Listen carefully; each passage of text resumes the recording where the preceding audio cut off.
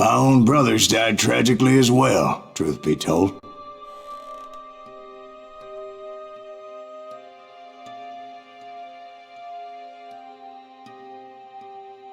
It was 1868, and me and my older brothers were pulling a tidy profit running cattle into Juarez, Mexico. One night after my brothers retired for the evening, I found a little poker game in a cantina with a couple of cowboys. And I just couldn't lose. I even won an old Spanish coin that had to be 100 years old. Well, I was mighty pleased with myself the next morning as my brothers and I rode for Texas. But before we crossed the border, those cowboys caught up with us. It was Johnny Ringo, Roscoe Bob Bryant, and another asshole named Jim. They wanted their money back and everything else we had, including our lives, as those boys didn't want us coming for them later. Bob put that old Spanish coin in my mouth and said, "I won't have it said that I left you with nothing, boy."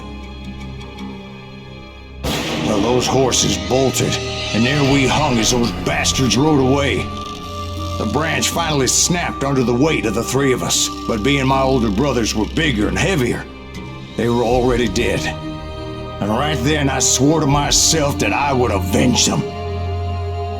Ringo you know about. But Bob eluded me, until I heard he was riding with the Wild Bunch.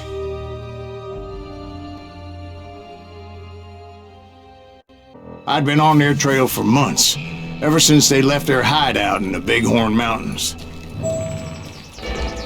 Led by Butch Cassidy, they were a loose association of outlaws who robbed banks and trains from Colorado to Montana. Among them was the Sundance Kid, and that murderous hombre I was tracking, Roscoe Bob Bryant. Were you a part of that giant Pinkerton posse after the Wild Bunch? No, boy. A circus like that would have slowed me down. Besides, I wanted Bryant all to myself. I'd heard about a large shipment of gold being transported to Wilcox, Wyoming on the Overland Flyer. I figured the Wild Bunch would likely hit such a treasure, and by God, I figured right.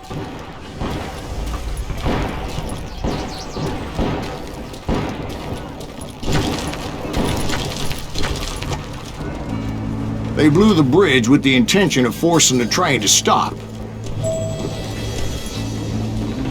Well, I assumed the Wild Bunch was likely in the still intact part of the train high above, so I had no choice but to make my way up through the passenger cars dangling down. I was determined to make that sumbitch Bob pay for what he did to my brothers.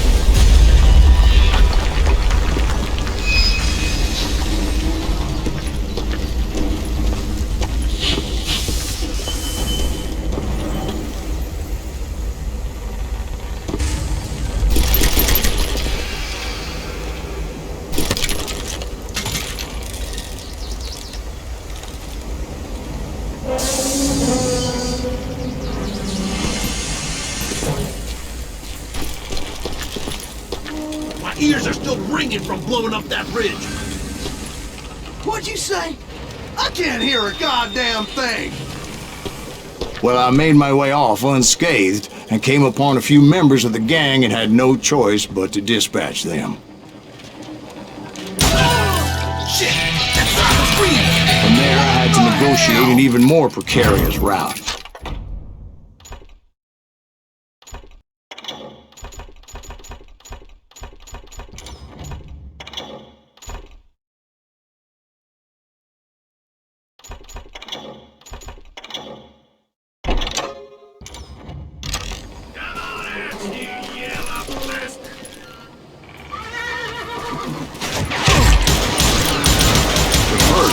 I would need to get my ass out of there.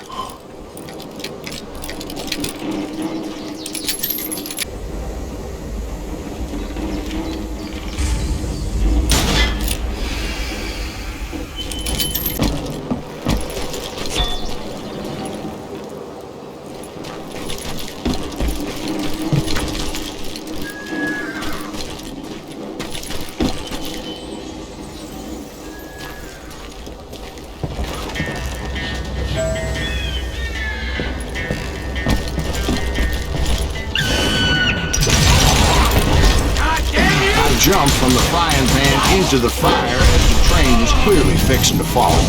I had found the gang, but in order to find old Bob, I needed to fight my way forward past a whole passel of desperados. Outside, inside, any way I could, I made my way towards my prey.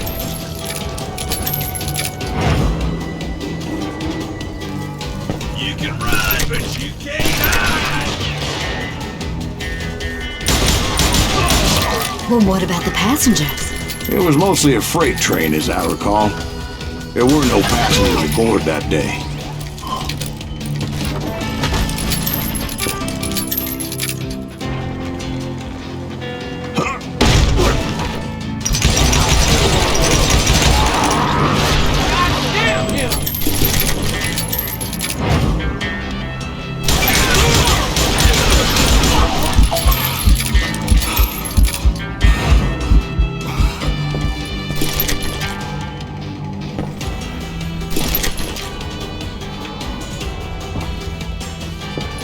As I mentioned before, I am not fond of heights, but I was too busy dodging bullets to worry about falling to my death.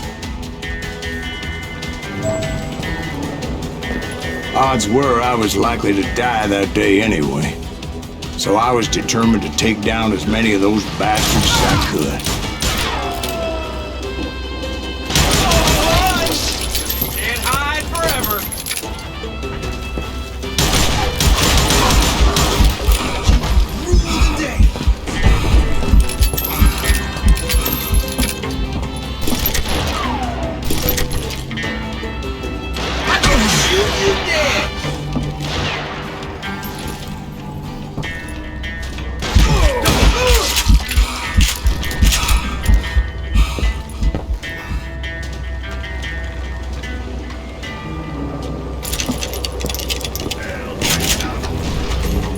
It was like shooting ducks in a shooting gallery. The only difference is these damn ducks shot back.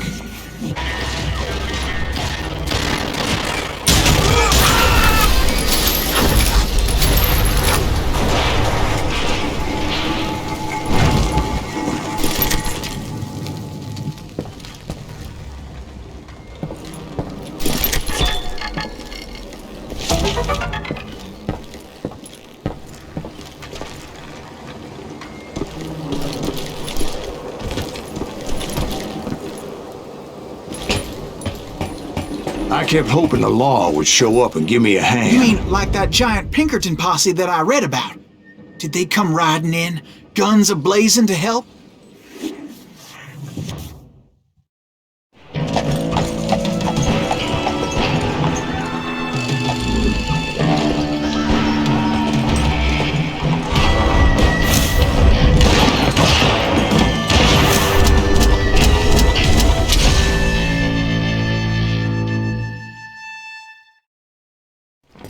Help?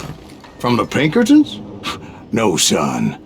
I had to fight the wild bunch all by my lonesome, as usual. Who the hell is that?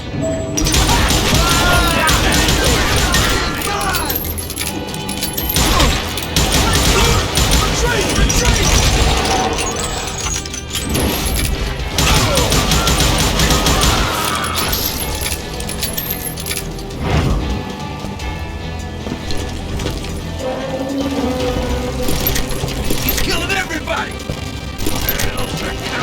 He'll kill us all!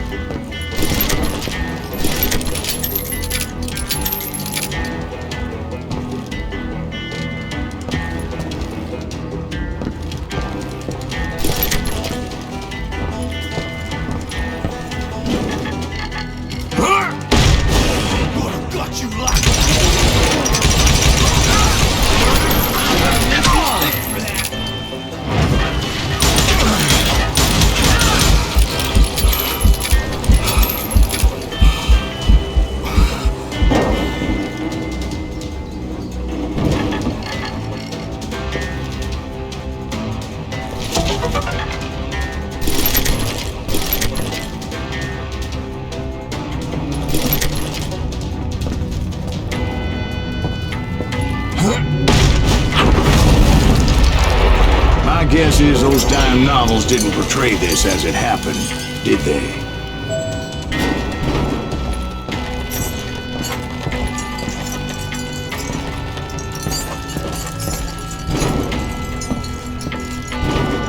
Only a few stragglers were left, and I had to cut them down pronto if I was going to stay on old Bob's trail.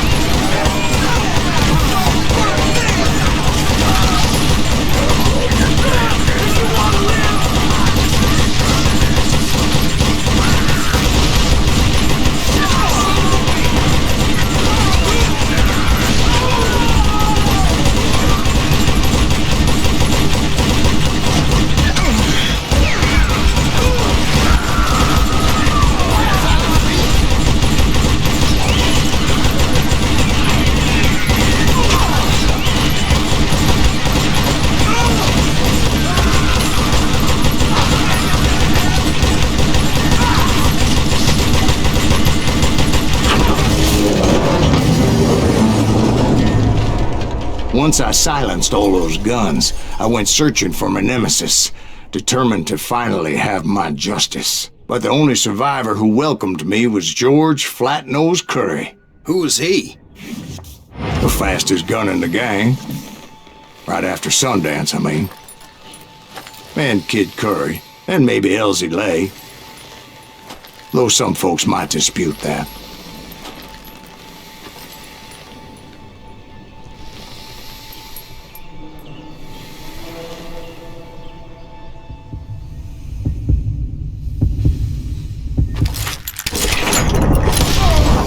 On that very same day, Butch Cassidy and the Sundance Kid decided to leave the Wild Bunch behind and decamped for South America.